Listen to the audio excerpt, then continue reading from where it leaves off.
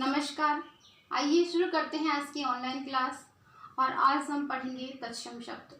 Online class से हमें ये फ़ायदे हैं कि हम घर बैठ के अपनी पढ़ाई को जारी रख सकते हैं। ऑनलाइन में मैंने काफ़ी सारे वीडियो डाल चुकी हूँ, जिससे आप, मुझे उम्मीद है उनको देखा होगा, आपने पढ़ा होगा। तो आज हम पढ़ेंगे तत्सम शब्द। जब हमने शब्दों का वर्गीकरण किया था तो उसमें हमने उत्पत्ति के आधार पर, उत्पत्ति यानी जन्म कैसे हुआ, कैसे विकसित हुए हैं, उत्पत्ति के आधार पर शब्दों को 4 भागों में विभाजित किया। तत्सम शब्द, तद्भव शब्द, देशज शब्द और विदेशी शब्द। तो आज हम पढ़ेंगे उनमें तत्सम शब्द। देखिए, तत्सम शब्द 2 शब्दों से मिलके बना है, तत् प्लस सम। 2 शब्द कौन से थे? तत् प्लस सम। इसको हम, प्लस को हम धन भी बोलते हैं। तो ये 2 शब्द हो गए। तत् का अर्थ होता है उसके, और सम का अर्थ होता है समान। उसके किसके लिए आया है यहाँ पर शब्द? ये संस्कृत भाषा के लिए आया है। तो शब्द की अर्थ क्या हम देखते हैं। तत्सम शब्द 2 शब्दों से मिलकर बना है, तत् प्लस सम। तत् का अर्थ होता है उसके, उसके मतलब संस्कृत के, और सम यानी समान। यहाँ पे उसके शब्द किसके लिए है? यहाँ पे संस्कृत के लिए आया है। तो अगर हम इसके शाब्दिक रूप पे हम जाते हैं तो इसकी परिभाषा इस तरह होगी।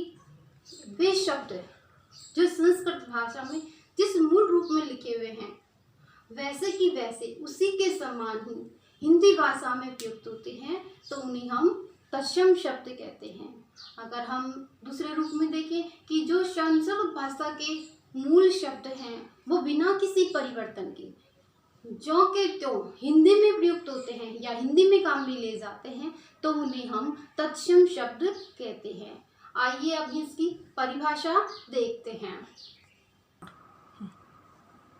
तत्सम शब्द की परिभाषा को हम देखते हैं तो देखिए, वे शब्द जो संस्कृत के मूल शब्द हैं, मूल शब्द मतलब जैसे संस्कृत भाषा में लिखे हुए हैं वैसे की वैसे, और हिंदी में अपने मूल रूप में प्रयोग होते हैं, उन्हें हम तत्सम शब्द कहते हैं। मतलब मूल रूप में, मतलब जिस तरह संस्कृत भाषा में लिखे हुए हैं वैसे की वैसे ही बिना किसी परिवर्तन के अगर उनको हिंदी में काम में लिया जाता है तो उन्हें हम क्या कहते हैं?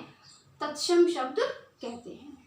तो आपको ये समझ में आया होगा कि तत्सम शब्द किसे कहते हैं। आपको ये परिभाषा याद है तो ये नोट कर लीजिए। और आपको मैंने पहले भी बताई थी कि वे शब्द जो संस्कृत के समान हैं, समान ही हिंदी में प्रयुक्त होते हैं, उन्हें हम तत्सम शब्द कहते हैं। या वे शब्द जो बिना किसी परिवर्तन के जैसे संस्कृत भाषा में लिखे हुए हैं वैसे की वैसे हिंदी भाषा में प्रयुक्त होते हैं, तो उन्हें हम तत्सम शब्द कहते हैं। जैसे हम कुछ शब्द लिखते हैं तत्सम शब्द, जैसे अग्र,